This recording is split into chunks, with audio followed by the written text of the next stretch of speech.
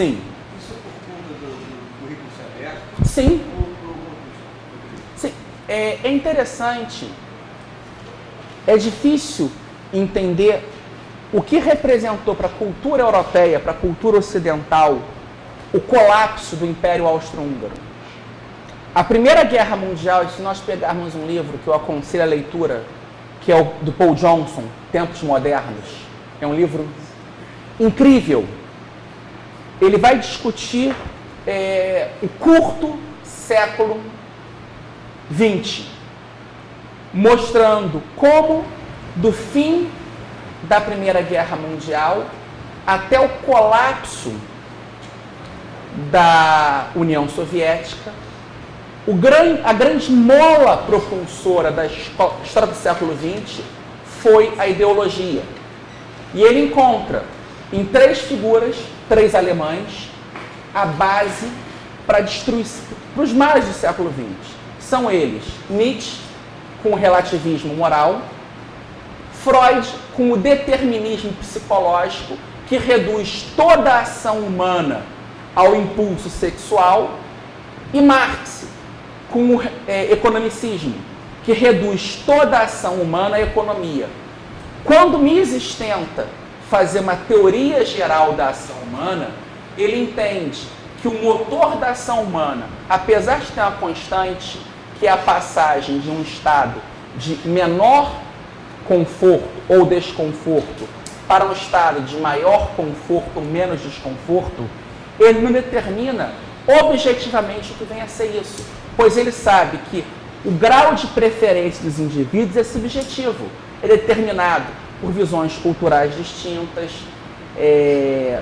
histórias de família, história de sociedade. Ele não quer determinar a felicidade humana. Ele segue um pouco aquela frase de Kant: ninguém há de me obrigar a ser feliz à sua própria maneira. Só que essas 3 correntes fazem isso. E elas vão substituir na vida social toda a possibilidade de ciência, ética, por ideologia. Então a vida passa a ser vista apenas com a ideologia. Então o Johnson é muito importante nisso. E ele mostra como que nesse final, entre o ano de 1917 até a Segunda Guerra Mundial, você vai ter uma série de fatores históricos que vão determinar esse colapso. O primeiro, o fim da Primeira Guerra Mundial passa a ser para muitas pessoas a crença de que o liberalismo clássico do século XIX faliu. O mundo industrial do século XIX tinha um conflito intrínseco que levou a competição industrial entre a Alemanha e a Inglaterra às trincheiras.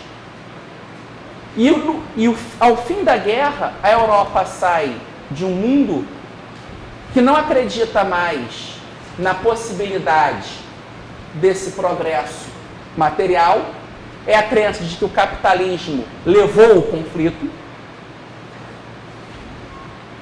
Nós temos a destruição desse Império Austro-Húngaro, que era o grande centro cultural. A Viena era o polo onde você tinha as mentes mais brilhantes circulando, uma universidade aberta, uma liberdade de currículos, e que você podia ter os debates livres nos cafés. Os cafés de Viena era uma coisa incrível. Mas eram melhores. Não, hoje, segundo pessoas que viram isso, e foi interessante, estava conversando com a Hilbert Russell Kirk, a médica, e o Russell foi muito amigo do Otto von Habsburg, o arquiduque. E o Otto teve hospedado um tempo lá em Mecosta, a filha, a princesa Walburga, e o Karl teve lá também. É interessante que o Otto foi um dos grandes financiadores do Mises Institute, no Alabama também. E o Otto dizia que o mundo que se tinha em Viena antes, o nível dos cafés, você ia num café e tinha lá os grandes pensadores da época discutindo livremente. Você podia encontrar num café Popper brigando com o Carnap em relação ao positivismo lógico. Os grandes debates não eram em salinhas fechadas, eram os grandes cafés, à base de bom vinho, bom chocolate, bons queijos. Era uma visão mais orgânica, mais espontânea dessa vida. E isso se perdeu. Um fator grande, e que o Paul Johnson mostra, foi a experiência em Sobral, 1919, do Einstein, com a teoria geral da relatividade, que passou a ser apropriada pelo senso comum, confundindo a relatividade com o relativismo. A isso se soma depois a crise de 29 da Bolsa, uma crise criada pela intervenção estatal, mas que foi vendida como a prova final de que o capitalismo funcionava. Primeiro, o capitalismo criou uma guerra, a maior de todas as guerras. O mundo nunca tinha visto uma guerra com a Primeira Guerra Mundial. A Primeira Guerra Mundial foi a primeira guerra na história da humanidade que morreu quase a mesma quantidade de civis que militares. Todas as guerras posteriores morreram mais civis que militares. Só que a Primeira Guerra Mundial trouxe esse impacto para o civil. A guerra era uma coisa longe da sociedade, de certa forma. Existia guerra, eram os campos de batalha, morriam civis, só que em número menor. A Primeira Guerra Mundial equalizou, mesmo assim morrendo mais militares que civis. Já na Segunda Guerra Mundial morrem, creio que 5 vezes mais civis que militares. Então, as guerras ideológicas do século XX, que não são guerras militares, como foram as anteriores, terríveis, mas mesmo assim, essas guerras ideológicas matam mais civis que militares. E o capitalismo foi acusado de ser o motor da Primeira Guerra Mundial. E a prova de que ele era mau, bobo, feio e chato foi a crise de 29. Depois temos a Segunda Guerra Mundial, Revolução Chinesa, início da Guerra Fria, um pouco antes disso, Revolução Cubana, Revolução na Líbia, e nós vemos todo esse impacto das ideias tentando controlar o mundo. É interessante, tem um texto do Karl Popper, publicado há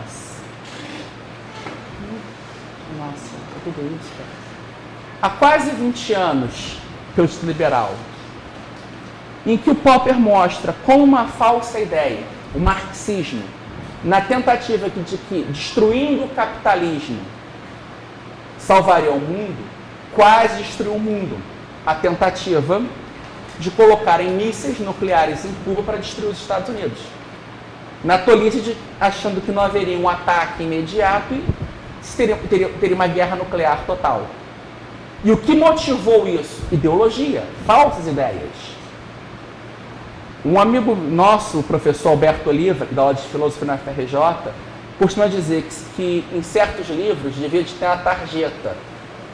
Cuidado, o bom senso adverte. Esse livro faz mal à cabeça. Entendeu? Ele faz isso com pedra, mas é sério, porque certas ideias têm consequências nefastas. E o marxismo foi uma delas. E o keynesianismo mais ainda. Eu vejo que hoje o marxismo, tirando meia dúzia de companheiros do Fóssil que se encontram lá embaixo, aqui na UERJ, ele não tem essa penetração, foi o que ele mostrou, ele está fora do mainstream. Mas o keynesianismo tem matado muito mais. É a brincadeira, a diferença entre o médico e o economista é que quando o médico erra, ele mata no varejo. O economista, com suas ideias erradas, mata no atacado. Henri Maxud falou o seguinte, que a macroeconomia é o câncer da economia. Teve um autor, David Simpson, que escreveu um livro, O Fim da Macroeconomia. Você deu esse livro, Liberal. O que você acha de estabelecer hoje, através de correntes de pensamento econômico, o fim, principalmente do liberalismo, o fim da macroeconomia? Isso de uma forma mundial. Não seria uma solução, talvez, para tentar acabar com essa intervenção estatal de uma vez por todas e tornar o livre mercado uma coisa mais aceita pela sociedade? Eu não sei te responder essa pergunta. Professor Iori, o senhor pode dar ajuda? O senhor tem alguma ideia sobre... Porque o senhor chegou até a montar uma programação aqui de macro usando visão austríaca. Como foi essa experiência? O senhor pode falar um pouco? Eu posso adiantar, vou tocar nisso na minha parte do curso, é que realmente a macroeconomia representou um mal e continua representando, mas ela só vai terminar de uma forma espontânea, na medida que a escola austríaca conseguir crescer e mostrar que ela não funciona. Se nós tentarmos acabar com a macroeconomia na marra, a força é impossível. Sim. Então o senhor acha que o caminho seria o quê? Uma transição gradativa de brincar de vírus. A escola austríaca entra, vai injetando ideias austríacas na macroeconomia, no plano das ideias, e ela implode de dentro para fora. Então, só podemos matar a estrada da morte de dentro dela. Atacar por fora não dá para adianta nada. você atacar a macroeconomia hoje, porque ela está tão entranhada na cabeça dos colegas economistas, que eles acabam achando que você é louco. É como chegar para um físico e falar, não existe a gravidade. Hoje, por exemplo, eu me encontrei aqui com um antigo colega, você conhece ele, que veio votar, né? Está licenciado ao UERJ, veio votar. E aí começou a falar dos velhos tempos, na frente de vários colegas, ele virou-se para os outros, apontou para mim e falou aqui, esse aqui é o economista mais à direita que eu já conheci. Antigamente isso me incomodava, mas hoje eu levo na brincadeira. Não adianta eu dizer para ele que um austríaco não é direita, não é esquerda, é um austríaco. Não adianta porque ele não sabe o que é austríaco. Por isso que esses cursos são importantes. Sim. A gente tem que disciplinar. Deixa ele, quer achar que eu sou de direita? Sobre essa questão, né, de vencer a macroeconomia e tal, acho que uma coisa que é muito importante é a gente conseguir botar essas questões da visão da escola austríaca em outras mídias, desenvolver culturalmente coisas lúdicas, tipo o rap do Keynes contra o Hayek, é uma coisa muito interessante que você chega com uma linguagem nova que não fica, não é os filósofos falando com os filósofos sobre filosofia, é levar para o mundo essa questão, que é isso que eu acho que é um grande importância que está precisando, justamente puxar para outros lados. Essa questão, ela passa, eu vejo, nós temos duas estradas que devem ser trilhadas. Uma é uma estrada árdua, chata, por assim dizer, que são aquelas pessoas esquisitas, meio misantropas, como eu, que está trancado, escrevendo coisa, lendo, que é brigar num campo acadêmico para conquistar academicamente isso. E, por outro lado, são pessoas que vão ter que levar de uma forma mais lúdica, com mais charme. Eu fico tão feliz quando eu entro numa sala de aula e falo, nossa, tem uma menina bonita, duas, eu falo, nossa, não é só barbado e fedorento. Porque, gente, há uma brincadeira que o professor Zé Luiz Carvalho, de quem eu tendo a discordar em vários aspectos, mas concordar em outros, diz: a grande falência nossa é não conseguir convencer as mulheres. O grande elemento de preservação de ideias são as mulheres. Nós somos mais comprometidos com o que as nossas mães nos ensinaram do que nós pensamos. Então, se você convence uma menina com as ideias certas, ela vai convencer o namorado, as amigas, porque a mulher já fala muito. Então ela vai falar aquilo para todo mundo.